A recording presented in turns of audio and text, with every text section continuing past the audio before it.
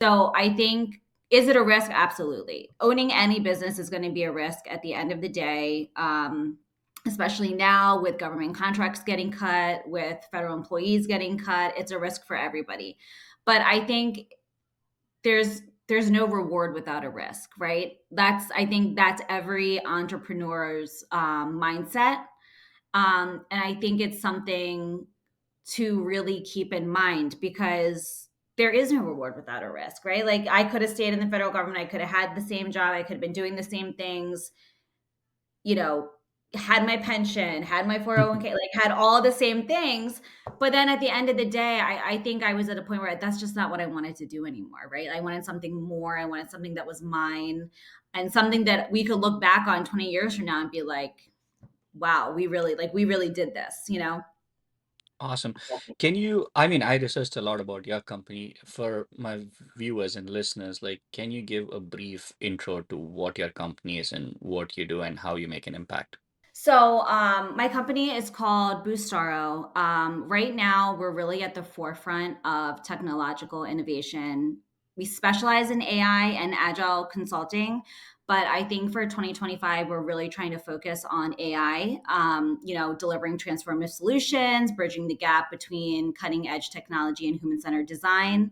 I think a lot, not even talking about the government, but a lot of private agencies as well. I think they're really trying to grow their portfolios in AI as well, and they're not sure how to.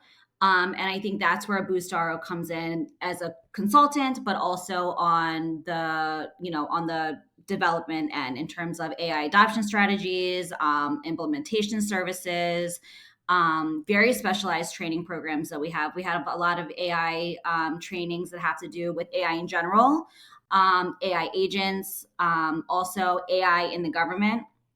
Using AI in the government is very, very different than using AI in the real world. So we have a lot of training programs that are tailored to our government employees as well.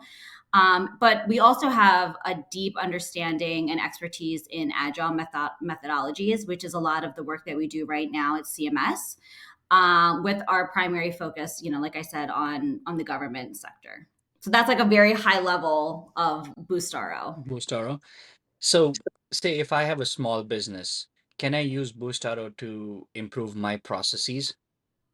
Yeah, of course. Whether it's agile or not, but just the services that we implement are with agile, safe agile, the steps to make your company flow better, and do better.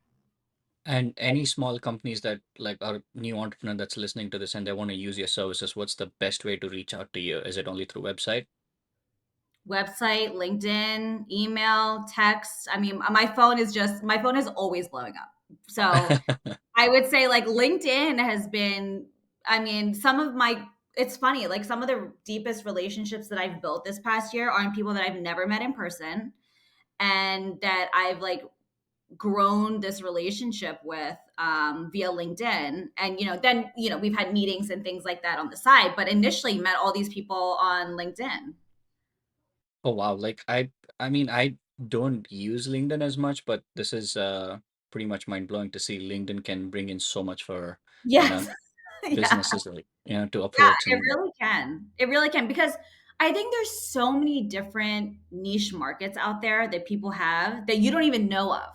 Especially when you're writing proposals, when you're like doing this, when you're doing that. There's so many different people that do different aspects of that for you in the contract world.